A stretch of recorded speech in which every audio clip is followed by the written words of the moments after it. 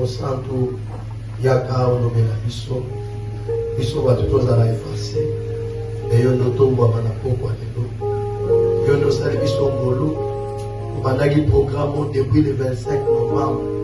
Seigneur lelo tozali le 21 décembre. Merci pour la faveur osali biso tout au long ya sanza mobimba liboso na yo okabitango epai na yo na kombo ya Yesu nde tobondeli. Amen. Merci. Est-ce que moto moko azwi Bible atangeli biso na mokanda ya Rite chapitre na yango 1 verset 1 à 7.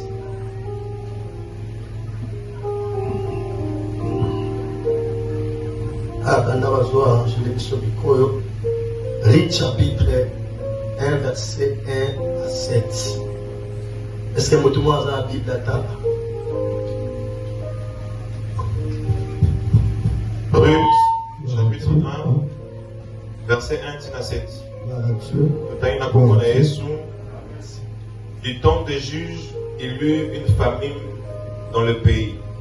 Un homme de Bethléem de Juda partit avec sa femme et ses 2 fils pour faire un séjour dans le pays de Moab. Le nom de cet homme était Elimelech, celui de sa femme Naomi. Et ses 2 fils s'appelaient Malclon et Kiljon.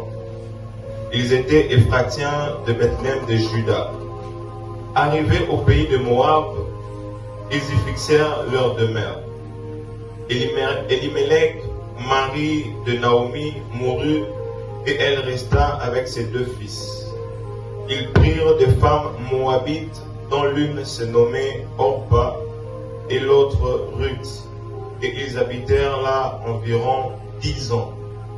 Maclon et Kiljon moururent aussi tous les 2, et Naomi resta privée de ses 2 fils et de son mari. Verset 6. Puis elle se leva, elle et ses belles filles, afin de quitter le pays de Moab, car elle apprit au pays de Moab que l'Éternel avait visité son peuple et lui avait donné du pain. Verset 7. Elle sortit du lieu qu'elle habitait, accompagnée de ses 2 belles filles, et elle se mit en route pour retourner dans le pays de Juda. Parole du Seigneur. Merci. Vous lisez toujours le livre des Rites, chapitre 4, maintenant verset 13 au verset 17. Luc chapitre 4, verset 13 à 17. Boaz prit Ruth, qui devint sa femme, et il alla vers elle. L'Éternel permit à Ruth de concevoir, et elle enfanta un fils. Les femmes dirent à Naomi, béni soit l'Éternel, qui ne t'a point laissé manquer aujourd'hui d'un homme ayant droit de rachat, et dont le nom sera célébré en Israël.